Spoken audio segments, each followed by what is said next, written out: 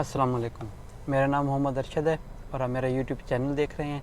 आप लोगों से गुजारिश है कि काइंडली मेरे यूट्यूब चैनल को सब्सक्राइब करें, लाइक करें और बेल आइकन को भी ज़रूर प्रेस करें ताकि मैं आपको इस तरह की इन्फॉर्मेटिव वीडियोस इन फ्यूचर भी देता रहूं। लेकिन जी आज हम बात करेंगे उन लोगों की जो लोग कनाडा जाना चाहते हैं।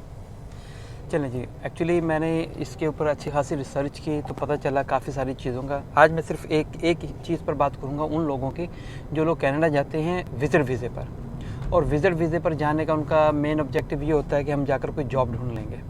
अभी हाल ही में पिछले हफ्ते एक बहुत बड़ी डेवलपमेंट हुई, वो इस तरह से कि काफ़ी लोग इकट्ठे कुछ एजेंट्स ने उनका विज़िट वीज़ा निकाला।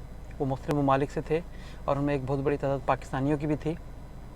हुआ ये कि जब वो कनाडा पहुंचे हैं एयरपोर्ट पर, टोरंटो एयरपोर्ट पर, तो उनमें से बहुत सारे लोगों को उन्होंने डिपोर्ट कर दिया, वापस भेज दिया। उसकी वजह क्या थी? मुख्तलिफ लोगों ने मुख्तलिफ वजूहत बताई, लेकिन जो एक कॉमन वजह उसमें सामने आ रही है वो ये है कि लोग विज़िट वीज़े पर तो चले गए। देखें, ये तो आप अपने जहन में रख कर गए ना कि आप विज़िट पर जा रहे हैं और वहाँ पर जाकर आप जॉब ढूंढ लेंगे। ये उनके हिसाब से तो ऐसा नहीं है ना। उनको तो ये पता है ना कि आप लोग विज़िट पर आ रहे हैं, विज़िट करेंगे और चले जाएंगे। 1 महीने का विज़िट आपने लिया है, मल्टीपल एंट्री वीज़ा होता है आपका और डिपेंड करता है कि कब आपका वीज़ा लगा है। लेट्स सपोज के मैं इसमें एक मिसाल दूंगा कि वीज़े की ड्यूरेशन क्या होती है विज़िट वीज़े की। वो यूँ है कि लेट्स सपोज कि आज आपने वीज़ा अप्लाई किया और आज ही आपका वीज़ा भी लग गया है। तो वीज़े की ड्यूरेशन कितनी होगी जो मल्टीपल एंट्री वीज़ा है? वो इस तरह होता है कि आज की डेट से लेकर आपका एक्सपायरी कब है आपके पासपोर्ट की। जब तक आपके पासपोर्ट की एक्सपायरी है, चाहे वो अब अगले 1 साल तक एक्सपायरी है, चाहे वो अगले 2 साल में एक्सपायरी है, चाहे वो अगले 10 साल में एक्सपायरी है, तब तक आप मल्टीपल एंट्री कर सकते हैं जब तक आपके पासपोर्ट की एक्सपायरी होती है। ये एक इसके अंदर एक चीज़ है जो कि काफ़ी लोगों को मालूम ही नहीं होती कि मेरा विज़िट वीज़ा लग रहा है, ये 1 साल का लगेगा, 1 महीने का लगेगा, 2 महीने का लगेगा। ये मिनिमम 6 मंथ की एक्सपायरी डेट होनी चाहिए तभी वीज़ा लगता है, उसके अलावा वीज़ा नहीं लगता। एक चीज़। दूसरी ये होगी कि जब वो लोग वहाँ पर पहुँचे थे टोरंटो एयरपोर्ट पर, तो उनमें से काफ़ी लोगों को डिपोर्ट कर दिया। उसकी वजह क्या थी? उसकी वजह ये होती है एक्चुअली कि वो लोग ये चेक करते हैं कि क्या आपके पास इतना पैसा है कि आप यहाँ पर टोरंटो में कनाडा में एक महीने का गुजारा कर लेंगे। क्योंकि उनकी भी अपनी कैलकुलेशन है कि अगर एक आदमी हमारे पास आ रहा है, हमारी कंट्री में आ रहा है, तो उसके पास मिनिमम कितना पैसा होना चाहिए कि वो 1 महीना गुजारा कर ले। अगर हम थोड़ी सी एस्टिमेशन लेकर चलें, देखें अगर आप होटल में रहेंगे तो होटल तो थोड़ा सा महंगा पड़ता है। वो लोग जो हैं, जो कैनेडियन हैं, जो कि जिन्होंने आपको वीज़ा दिया है, आपको अप्रूव किया वीज़ा, उनके हिसाब से तो आप वो होटल में रहेंगे। अब होटल में रहने के लिए अब आपको पता है कि अगर ऑन एवरेज डॉलर में लिया जाए, अगर $100 का भी अगर एक दिन का होटल का खर्चा हो वहाँ का, तो इसका मतलब $3000 तो खाली आपके पास होटल का खर्चा ही होना चाहिए कि होटल में स्टे करना है। उसके अलावा खाना पीना भी है, फिरना टुरना भी है, मुख्तलिफ किस्म के आप टिकट्स भी लेंगे। तो ये सारे के सारे खर्चे इकट्ठे होंगे तो वो इस कैलकुलेशन को देखते हैं। लेकिन फ़र्ज़ करें आपने जाते हुए 3-4 दिन की, मोस्टली होते क्या है कि जो एजेंट्स हैं ये 3 या 4 दिन की बुकिंग करवा देते हैं होटल में, ताकि आप आगे जाके अपना कोई बंदोबस्त कर लेंगे। आपने लेट्स सपोज कि 3-4 दिन की वहाँ पे बुकिंग कर ली है और 3-4 दिन की बुकिंग से ये हो गया कि अब आगे आप अपना गुजारा कर लेंगे। वहाँ पर हमें पता है कि रिहाइश मिल जाती है, लोग वहाँ पर रिहाइश दे रहे होते हैं, तो वो उस पर भी एस्टिमेट करते हैं कि क्या आपके पास इतना पैसा है कि आप इस तरह गुजारा कर लेंगे। तो 600 लेट्स सपोज कि आपने बाद के अंदर जब आप एक में 27-28 दिन का, आप उनके हिसाब से आपने कहीं और जगह जाकर लेनी है, उन्होंने रफली एक लगाया वो $700 वो लगा लिया। और वो ऑन एवरेज वो ये भी काउंट करते हैं कि $50 आपका डेली का ईटिंग का खर्चा भी होगा, $50 से कम होगा ही नहीं। तो $50 वो हो गया, डेली का तो $1500 तो यही हो गया।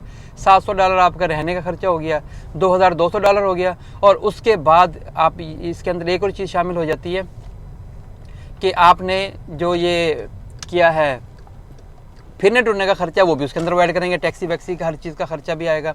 तो इन सारी चीज़ों को अगर ऐड करें रफली, वो कहते हैं $3 से $3500 इनकी जेब में होना चाहिए जो 1 महीने के लिए यहाँ पर आ रहा है। अब ऐसा नहीं हो रहा है। वो जितने भी लोग गए थे उन्हें मोस्टली के पास $1000 भी नहीं था पॉकेट में, जिसकी वजह से उन लोगों को उन्होंने डिपोर्ट कर दिया कि नहीं भाई आप यहाँ नहीं रुक सकते क्योंकि आपके पास खर्चे के पैसे ही नहीं है। ये वो चीज़ है जो कि काफ़ी एजेंट्स एक्चुअली आपको नहीं बताते। मैं इसलिए बता रहा हूँ आप लोगों को ये चीज़ कि काइंडली आप जा रहे हैं, आप जाते हैं कहीं पर भी, आप अपना इन चीज़ों का ख्याल रखें, आपकी जेब में पैसे होने चाहिए। एजेंट्स की इन बातों को बिल्कुल भी बिलीव ना करें। अभी आपने देखा हाल ही के अंदर वहाँ पे जो कश्ती डूब गई है, जिसके अंदर काफ़ी सारे लोग बेचारे फौत हो गए, उनमें बहुत सारे पाकिस्तानी भी थे। वो क्या होते हैं वो तो देखें, उसके ऊपर मैं अलग से आपको इंशाल्लाह वीडियो बनाकर दूंगा। सारे इन्फॉर्मेशन मैं कलेक्ट कर रहा हूँ उसकी भी, तो इंशाल्लाह वो भी आपको पूरी की पूरी मैं उस पर वीडियो बनाकर दूंगा और आपको बताऊंगा कि खुदारा वो डंकी के थ्रू एक मुल्क से दूसरे मुल्क में ना जाए। मुझे मालूम है कि गुर्बत है, बहुत ज़्यादा गुर्बत है, थोड़ी सी नहीं है, बहुत ही ज़्यादा गुर्बत हो गई है, जिसकी वजह से लोग निकलना चाह रहे हैं। लेकिन आप एक चीज़ और भी देखें, मैंने देखा है जो लोग हमारे अपने ही मुल्कों में रहते हैं, जब आप 20-20, 30-30 लाख रुपया या इंडियन, पाकिस्तानी या बांग्लादेशी टका आप इन एजेंट्स को दे देते हैं, तो क्यों नहीं आप अपने पैसों, इतने ही पैसों में अपने मुल्कों में ट्राई कर लें। फालतू ना बैठें, क्या पता अल्लाह ताला आपके वहाँ करम कर दे और आप वहीं से कुछ निकाल लें। तो ये थी वो बेसिक इन्फॉर्मेशन, ये बेसिक नॉलेज जो कि काफ़ी लोगों को नहीं मालूम था। और काइंडली नेक्स्ट टाइम अगर आप कनाडा का वीज़ा लगा रहे हैं और विजिट वीज़ा लगा रहे हैं, तो इस चीज़ को अपने जहन में रखिएगा कि कम से कम $3,500 से $4,000 जेब में होना चाहिए आपके। बेशक आप यूज़ ना करें आगे जाकर, लेकिन उनको शो कराने के लिए बहुत ज़रूरी है। क्योंकि अभी हाल ही के अंदर मेरा एक बहुत ही करीबी दोस्त कनाडा गया है। अब यूँ कह लीजिए कि अभी 10 दिन ही हुए हैं उसे गए हुए। उसने मुझे यही इन्फॉर्मेशन दी है कि उसकी पॉकेट में इतने पैसे थे। उन्होंने थॉरली उसको चेक भी किया, उनको मेक श्योर कि इसके पास $3,500 से $4,000 हैं, कैनेडियन डॉलर हैं, तब उसको एंट्री मिली। वरना उसको भी उन्होंने 2-3 घंटे एयरपोर्ट पर रोके रखा, क्योंकि वो अंदर जाने नहीं दे रहे थे। ये तो उसको फिर किसी ऑफिसर ने बाद में बताया कि चेकिंग हम इस चीज़ की कर रहे थे कि आपकी पॉकेट में इतना पैसा है या नहीं है कि आप यहाँ पर 1 मंथ गुजार सकते हैं।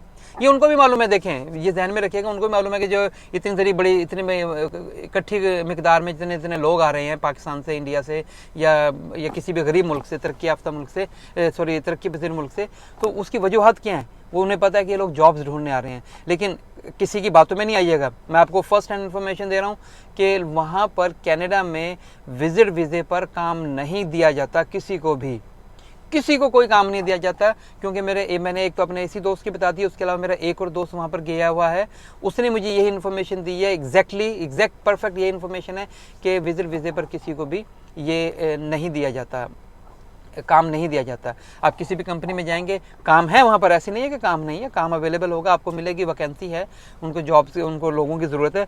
लेकिन वो क्या करते हैं, वो ये कोशिश ये की जाती है कि किसी ऐसे आदमी को, लेडी या मेल या फीमेल, किसी को भी ऐसे को जॉब दी जाए जो ऑलरेडी उनके पास वहाँ का वर्क परमिट हो। तो जहन में रखिएगा, ऐसे काम ना करें कि किसी भी एजेंट की बात ना सुने कि जी आप वहाँ पर जाएंगे तो आपको यहाँ का ऐसे काम मिल जाएगा, आप विजिट वीज़े पर काम कर सकते हैं, एक्सटेंड हो जाएगा, ये हो जाएगा, वो हो जाएगा। कुछ भी नहीं होता। लोगों को बेवकूफ़ बनाते हैं पैसे लेके, वो अपना हाथ ऊपर यूँ कर लेते हैं वो लोग कि देखें जी हमने आपके लिए मेहनत की, आपको वीज़ा दिलवा दी और आप कनाडा पहुँच गए, तो आपने करना था ना ये काम, ब्ला ब्ला ब्ला। इस तरह की बहुत सी चीज़ें आती हैं। तो खुदारा इन लोगों पर यकीन ना करें, खुद से करें, खुद सोच समझ कर फैसला करें। बजाय इसके आप कनाडा जा रहे हैं, किसी और मुल्क में भी जा सकते हैं। और मैं तो ये कहूँगा, इनसे अच्छा है कि आप इतने 20-25 लाख रुपया पाकिस्तानी, इंडियन वहाँ लगा रहे हैं, आप यहाँ यूएई में क्यों नहीं लगाते? इन्वेस्ट करें यहाँ पर आकर। लोग ये कहते हैं कि यहाँ से वापस जाना पड़ता है। भाई आप ये सोच कर ही क्यों आ रहे हैं कि आपको यहाँ से वापस जाना है? बेस्ट ये नहीं है कि आप उसके एक जो आपने 20-25 लाख रुपया उधर दिया है, यहाँ के इतने में तो आप एक अच्छा बिजनेस कर लेंगे, सेटअप कर लेंगे। और बिजनेस करने वाले तो ये यूएई वाले भी कभी भी नहीं कहेंगे कि जाओ यहाँ से। अगर आपका बिजनेस अच्छा चल रहा है, आपके अंदर स्किल्स हैं, क्यों नहीं आप अपनी यहाँ पर तबाज़माई करते? थोड़ी सी मेहनत करें, इंशाल्लाह ताला सक्सेस आपके कदम चूमेगी। और कनाडा जाने से पहले जो मैंने अभी इन्फॉर्मेशन दी है उसको अपने जहन में रखिएगा। इंशाल्लाह ताला मैं इस तरह की और भी आपको इन्फॉर्मेटिव वीडियो देता रहूँगा फ्यूचर में भी। अस्सलाम वालेकुम।